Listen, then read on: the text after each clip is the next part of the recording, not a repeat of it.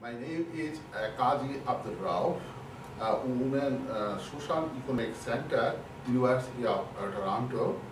I'm going to present advantages of microcredit lending programs and the human capabilities approach for women's poverty reduction and increased human rights in Bangladesh. So my presentation has two parts. First part, I'm going to talk about marginalized women's sufferings in Bangladesh, factors affecting women human rights, internal and external factors, human capability services, and two approaches on women human capability approaches. So this is the first part I'm going to discuss, and the second part will be compare and contrast two approaches of women human rights capability approaches and the debates among the academicians. And then I'm going to discuss also the alternative approaches to women development, especially Western feminism approaches. And then Bangladesh Grameen Bank and other microfinance institutions, their strategies that facilitate women empowerment in Bangladesh, and missing challenges for microcredit programs for women human rights program development, and the value propositions of microcredit programs for women human rights development in Bangladesh. So now I'm going to talk that marginalized women's sufferings in Bangladesh. You know that in Bangladesh, 76% poor women are unable to fulfill their basic human rights needs, suffering from access to food, clothing, shelter, health, and higher education, a lack of equality in family and kinship resources, forced marriage, dowry marriages, teen marriages, and women trafficking, gender inequality, inequality in family space and community space, and violence against women, lack of access to financial services, especially access to credit, money lenders exploitation, inequality in wages. So all these factors actually affect feminizations of poverty in Bangladesh, and that largely impeded their socio-economic development, and they depends on others for survival, because patriarchal domination through culture, norms, values, customs, traditions, and religion made them dependent on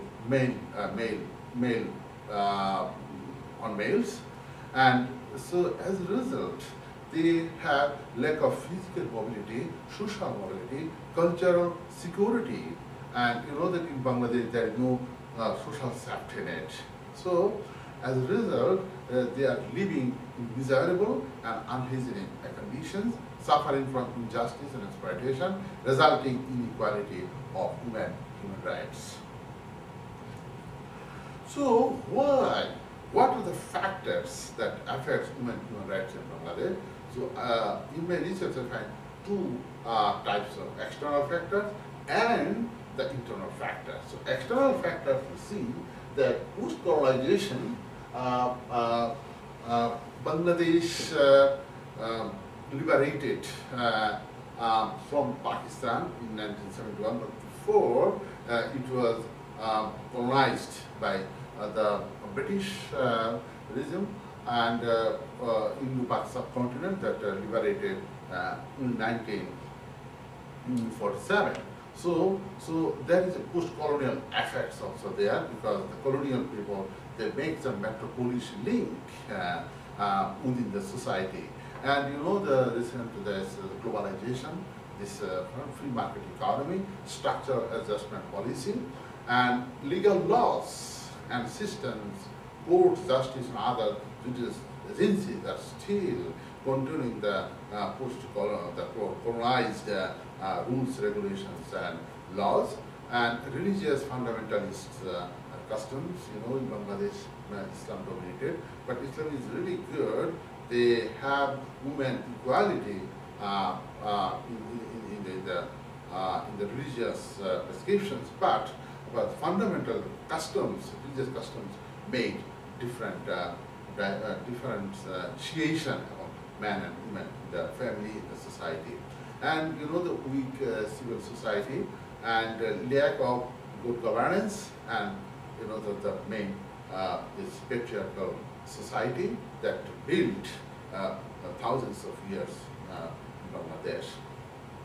The internal factors are gender inequality in the family values, no decision-making power women in the family, men to take the decision, subordination of male members of the family, and no self-actualization. Because they have no self-actualization, they don't have power or they practice their decision-making decisions in the family, or to be autonomous, they run the family like this. So, and another one is Islamic Sharia law that actually makes some strong religious prescriptions for women to maintain the porda. And customary heritage laws also another thing, no land property rights, patrimonial customs, dowry is another thing, and religious family law, still it is prevailing in Bangladesh, but the present government try to soften this policy. Already it is in the parliament they make it, but it needs to be executed at the grassroots level and resulted in status and power women in the family. So the porta is another social custom, you can say that. Confined women within family, isolated from community networking, discouraged from working outside of the home, discouraged women physical mobility outside of home, discouraged them from going to market and other public places. Family decision making, I already told you, and gender preference is another thing, and stereotyping mindset with the family members, relatives, kinships, and even the society. So, human capability services are, what are the human capability services? In my this presentation, I included education, health, family services, community services, and human capital development services like basic literacy, adult education, vocational and humanities skills, self-esteem development supports, and another one, the economic capital development is very essential for women social capital development, access to family resources, community resources, and state financial resources. So social capital development means that networking among these women within the neighborhood and the community, and community also need to support them, and so that the women can empower themselves in terms of making decisions in the family, in the community, and in their workplace, like that. So, and civil capital development, I mean the citizenship skills development, leadership development, and participation in community decision-making process. The concept of capability approach, what I here mean that it is about individual well-being, inclusions of social arrangements, design of social policies, proposals about social change in society, what people are effectively able to do and to be in their capabilities. Amartya Sen, you know, the famous economist and Nobel laureate, he is from India. So he actually initially argued for 5 components in assessing capabilities.